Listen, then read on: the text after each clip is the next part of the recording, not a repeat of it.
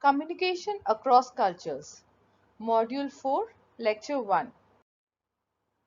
In this lecture, we will understand the meaning of cross-cultural communication, the essentials of cross-cultural communication, and how to manage cross-cultural communication. First of all, let us understand the meaning of cross-cultural communication. It seeks to understand how people from different countries and cultures behave, communicate, and perceive the world around them. Cross-cultural communication in business happens between any two companies, regardless of their location. To effect productive business relationship, every organization needs to be sensitive to the potential issues of cross-cultural communication. Essentials of cross-cultural communication. First is common ground. When a company engages in cross-cultural communication, the first thing is to establish a common ground with the new business partner. It begins with the most effective ways to communicate. Second, informational context. Different corporate cultures require different level of information. Developing the proper informational context is critical when communicating with a new business partner, and it begins by understanding the work culture of your business partner and how information is processed in his country. Trust. When a new business partner takes the time and effort to establish good cross-cultural communication, it helps to elevate the level of trust and respect between the two partners. Respect for other companies' business processes is critical in establishing an efficient work relationship. Quality. Working with the guidelines of new business partners, corporate culture helps to improve communication at all levels of organization. The quality of the information improves when it is delivered in a manner that each company is accustomed to. Not only does the quality of the information passes between the two companies improve, but the quality of the relationship with the clients and other vendors that are affected by the relationship also improves. Let us now look at some cultural variables that affect communication. It is always helpful to be aware of cultural variables that can affect the communication process by influencing a person's perception.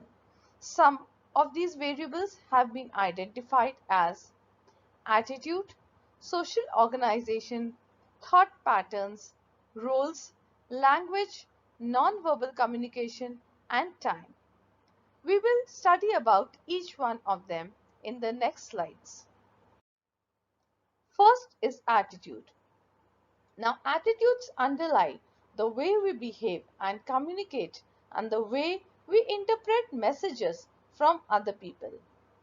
Ethnocentric attitudes are a particular source of noise in cross-cultural communication. The second is social organizations. Our perceptions can be influenced by difference in values, approaches, or priorities relative to the kind of social organization to which we belong. Thought patterns. Every cultures have different thought patterns and logic towards anything. Vision and traditions are different from one another, mostly dependent on experience, education, and the family backgrounds. Roles. Manager reflects the culture of its own organization. How manager perceives is very important. He should properly understand all the objectives. Wrong perception by the manager results in miscommunication. Language. Spoken or written language is a frequent cause of miscommunication. Accurate translation is a bridge to cover the cultural gaps. Language also conveys cultural and social understandings. Time. Another variable that communicates culture is the way people regard and use time. Monochronic time systems is related to time commitment. People belonging to monochronic time system cultures are very aware of the time. Polychronic time systems, rather than giving importance to time, these systems give priority to persons. So, people belonging to this kind of a culture may be late and not very punctual for meetings and other commitments. How to manage cross-cultural communication? First, developing cultural sensitivity. The manager must be aware of their own culture, the recipient's culture, and the expectations surrounding the situation. So there are two cultures which he has to care about and be receptive to. So he should be sensitive to his own culture as well as the culture of the other party. Second, careful encoding. The sender must consider the receiver's frame of reference to make the best choice regarding words, pictures, and gestures. Words, pictures, and gestures may have different meaning in different cultures. So while encoding the message, the manager needs to be aware and conscious about the difference in the communication patterns. Next is selective transmission.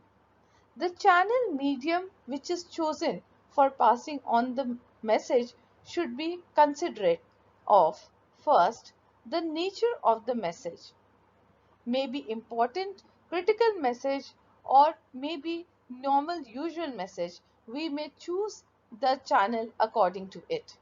Second is the level of importance. Third, context and expectation of the receiver. Sometimes the receiver expects a meeting for discussing some certain things, and an email will actually be very rude. Next is timing involved, and last is personal interactions. Coming to next is the careful decoding of the feedback. Once the message is received by the receiver, he decodes the message for understanding.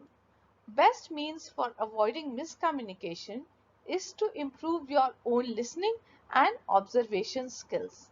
If the manager is careful about what he is listening and his observation skills are sharp, then he will not understand the wrong meaning of the communication. And the last is follow-up actions. So follow-up actions are very essential so that the communication process is complete and we understand that the receiver has understood in our message in the same way as we had meant while sending the message. For effective communication to happen between two parties and two cultures, follow-up action is very crucial. Thank you, and that's all for this lecture.